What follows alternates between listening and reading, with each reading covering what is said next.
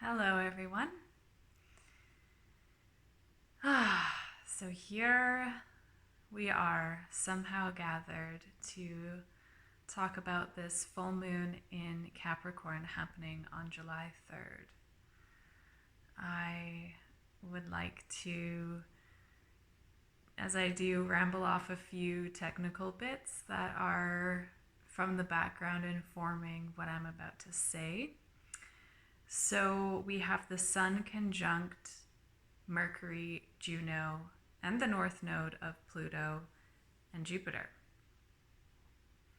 And this sun is shining a light, illuminating this full moon. And the moon, of course, is conjunct the south node of Jupiter and Pluto. So this is fascinating, and it's a wide conjunction, but it's there.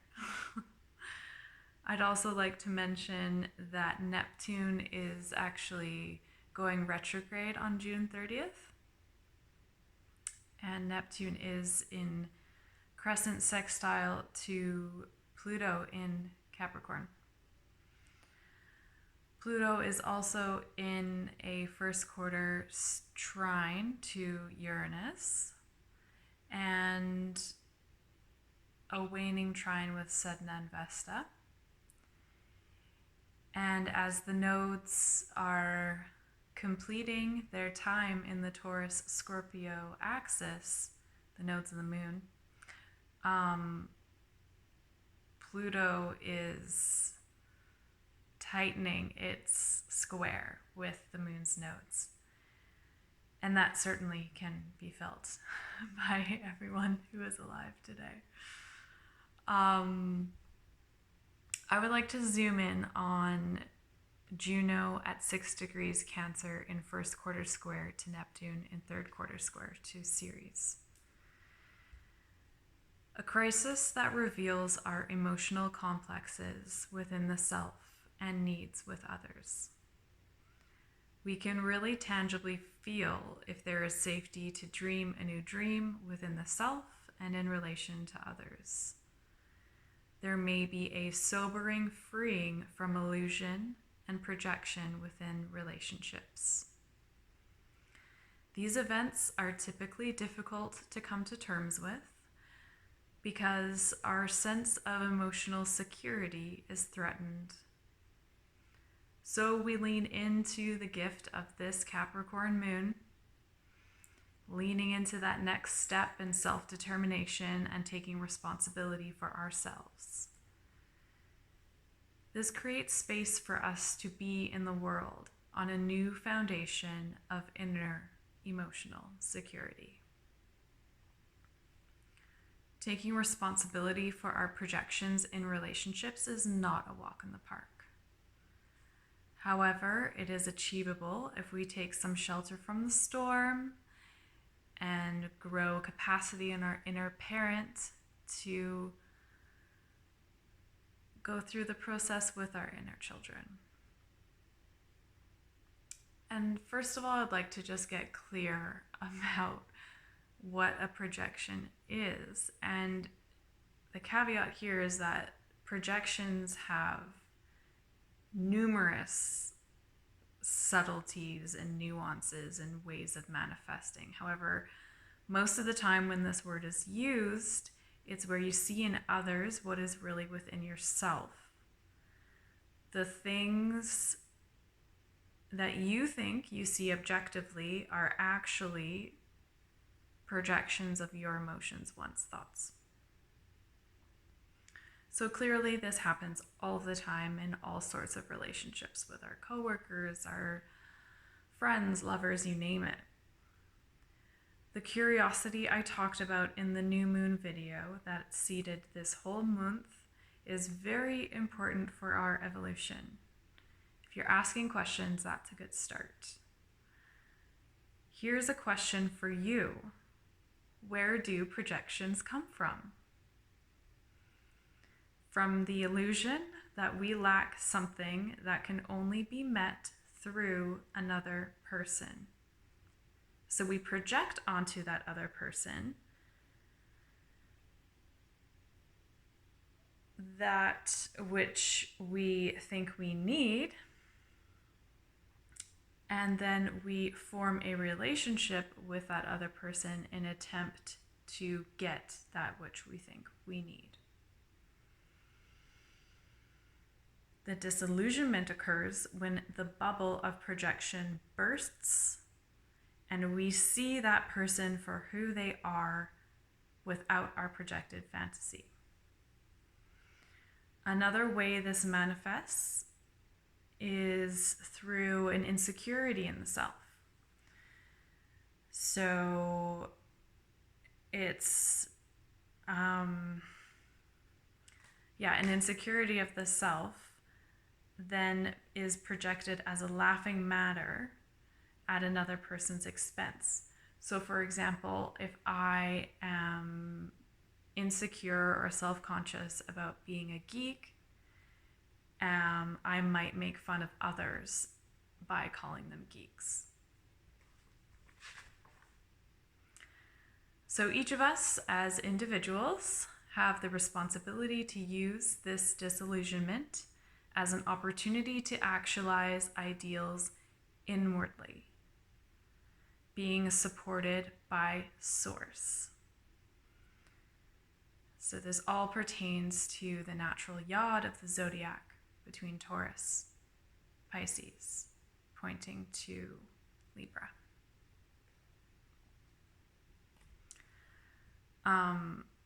One thing that I want to mention about disillusionment is I love Gabor Mate's approach to it.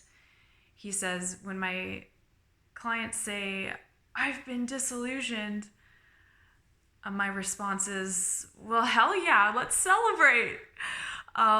Which is a humorous response because it is never easy.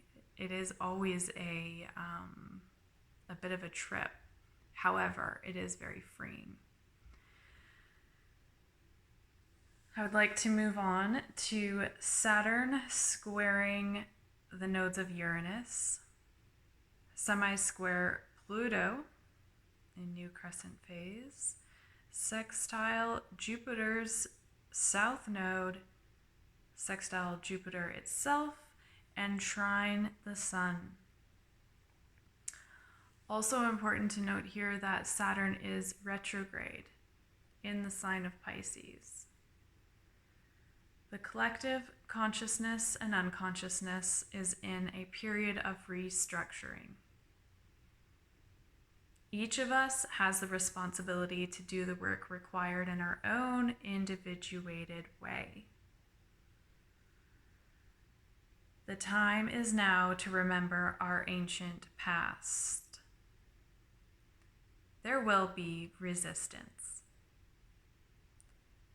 I'd like to speak to the fact that Saturn equals structure that is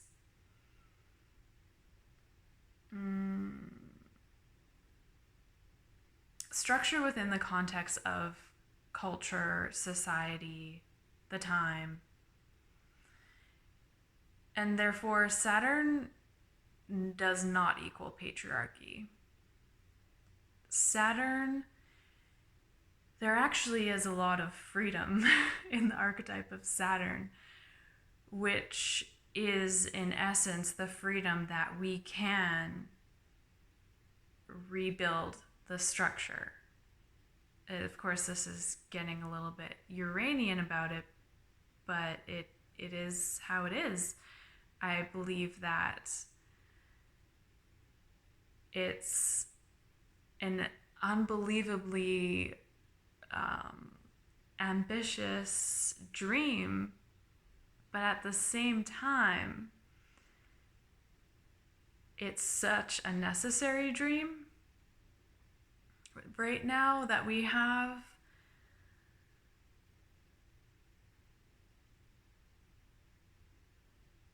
Space and concentration and time and resources to be spent on humanity's restructuring of its systems, of its societies, of its culture. And, yeah, we're gonna dig in deeper as we continue to go through here. But I just wanted to make that clear that Saturn is in Pisces. It's all possible. It's all possible. And it's a lot of work. It's a lot of work.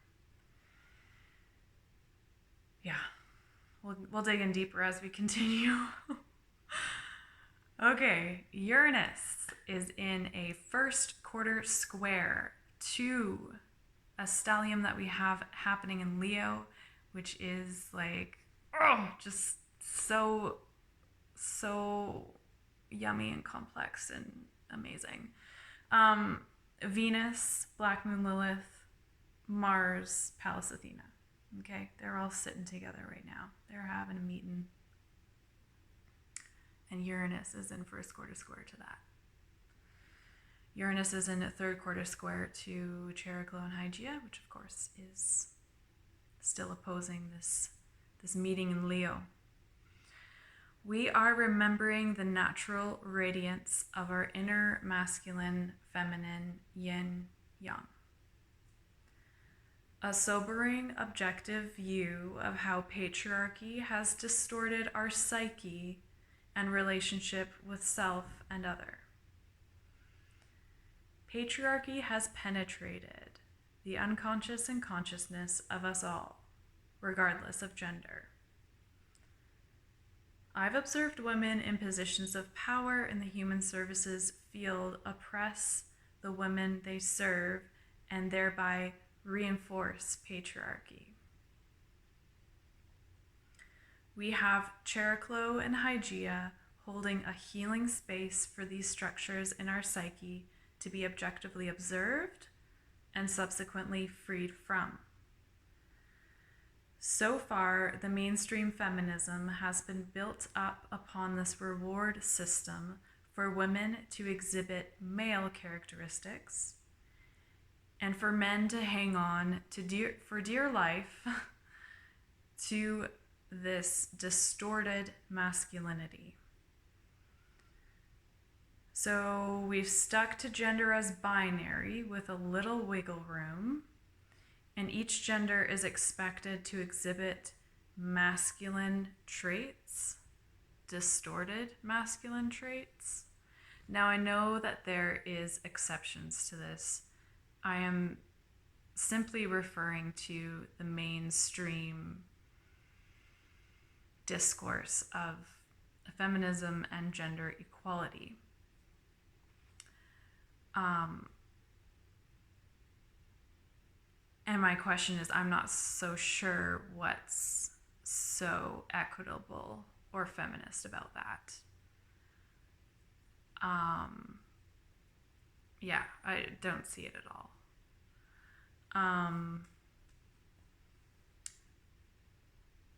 How can justice prevail here? Should it not be about, regardless of gender, the feminine embodying, expressing its natural radiance, and the masculine embodying and expressing its innate natural radiance? And I'm talking about like natural radiance, like coming back to true masculine and true feminine. Would it be a stretch to give each individual the freedom and creativity to do this in their own unique way, in their own body? Now, I'm going to talk actually about gender, and I think it's important to really be clear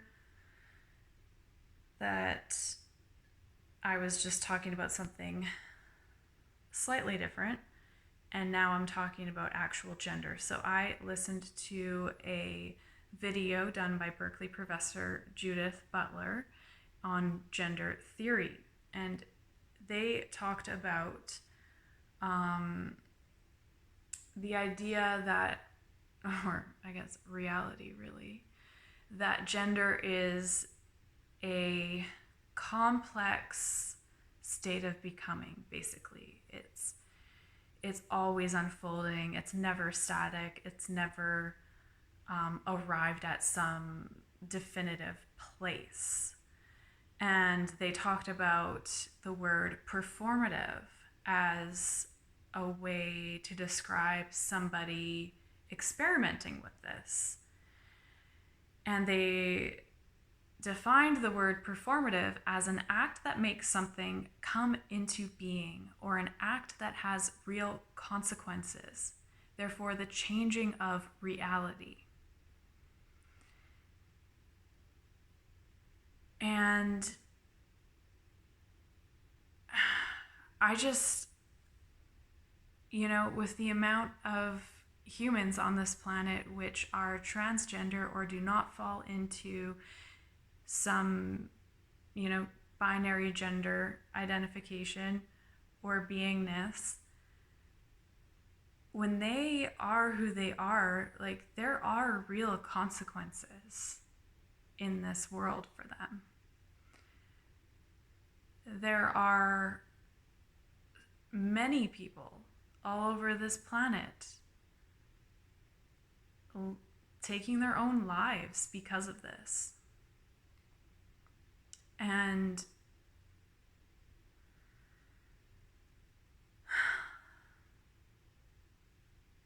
it just begs the question, and this is what Judith talked about too: who is equal? Who has the right to be free? How do we define justice? Often we think in these Western democratic countries that everybody has the freedom to live and believe and love equally, and that's just simply not true. How do we define justice? I'm not sure, but my best guess right now would be, if we were to take the structures of our society, our laws, our rules, our customs, what is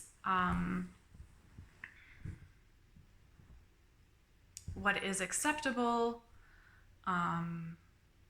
the way that we as humans interact with one another in society, all of these, sort of unwritten, sort of laws or rules, if we were to take all of that, so all that you could say, okay, sure, we could throw that into the archetype of Saturn. If we were going to take all of that and make sure that it was equal and giving the right to be who they are to the most oppressed population of our society, then that would be justice, right? Like, everybody else would be taken care of, for sure. Right now, we have a situation where it's pretty much the exact opposite. So I'm talking about, like, turning this on its head. And that's pretty radical, I suppose. It's not in my view, it's like just the way it should be. But yeah, it makes me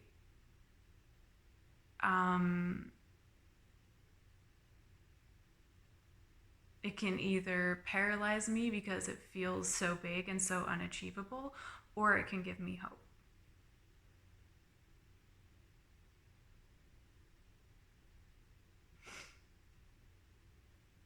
And therefore, I can start with small steps towards building that world where it is actually justice for all. I also just want to mention, and this is kind of paraphrasing from what Judith was saying, watch out for the ways, often subtle, that people make their claim regarding gender. It may be the first time for them, and they're deeming you safe enough to share this with. And so this is my words now fully. So don't fuck it up. And if you don't know how to respond, just remember one word: love. And also be open to the fact that perhaps it doesn't have to have anything to do with gender at all, actually. And maybe they're just simply exploring and expressing the natural radiance of their soul. And so this is where I feel like our society requires an expansion of language to incorporate the difference between gender and simply exploring and expressing the natural radiance of the soul. Because each has their own place and they are different. And when one is exploring the natural radiance of their soul, this is where it was coming back to what I was talking about before, where in one body a person can embody true masculine and true feminine. You know what I said in my last report, that the soul is androgynous and we just simply are where we are in our journey of that, regardless of gender. And yeah, I just feel really passionate about that, and I feel like it needs some language and some attention. I hope this is making sense. Yeah, I'd love to hear from you what you think about that. If you see it as I see it, if you see it differently, I would love to hear. So I'm also going to speak about okay, yeah.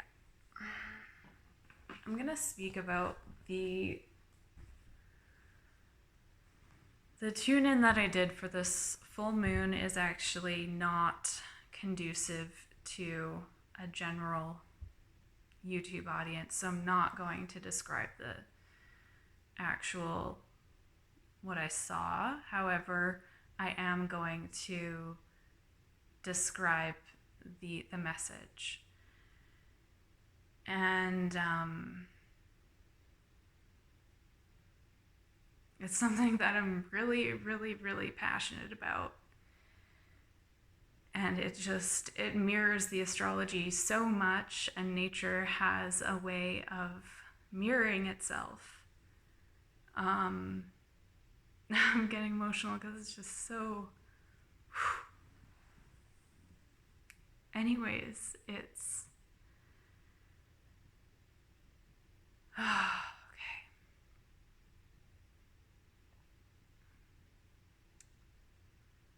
I'm gonna, I guess, back it up a little bit and talk about something that Jeffrey Wolf Green talks about, or spoke about, taught about, was the Garden of Eden myth and how that plays out in the collective consciousness and unconsciousness through this sadomasochism. Essentially is that woman is the fault for the fall of man, and therefore she feels guilt, and therefore she seeks pleasure in atoning for this guilt. And man, he is mad at woman for being the fault of his fall, and therefore he is angry and takes pleasure in causing woman pain. And this dynamic, this psychology, manifests in all over the planet in pretty much every relationship. It is all pervasive. It is patriarchy, and it is a lie. And so, yeah, the message is that what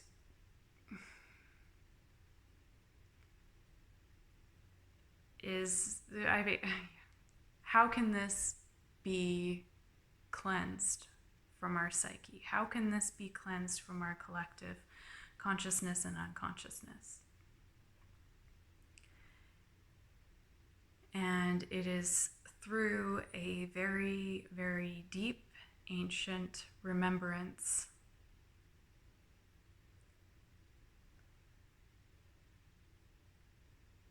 a very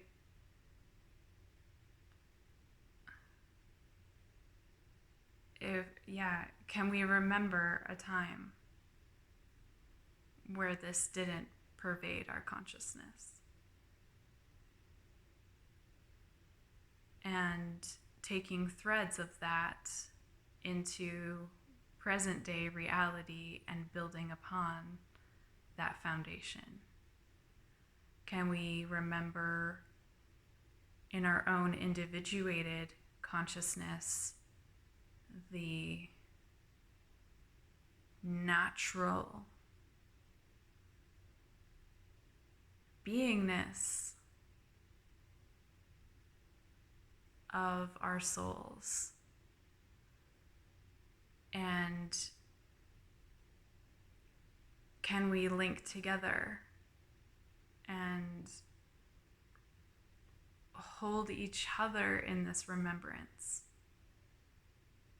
Lean into the fact that there is strength in a community.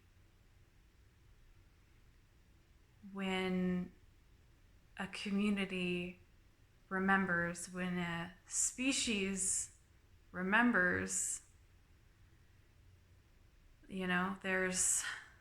that's powerful.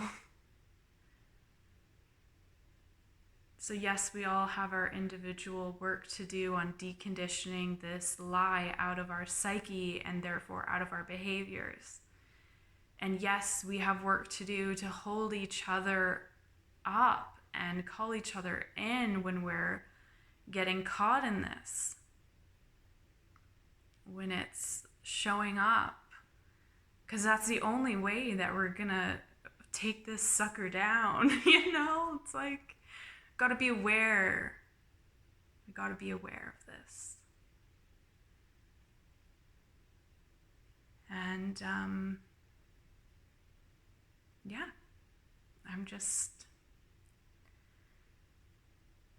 the oppression of our nature and of the feminine is the most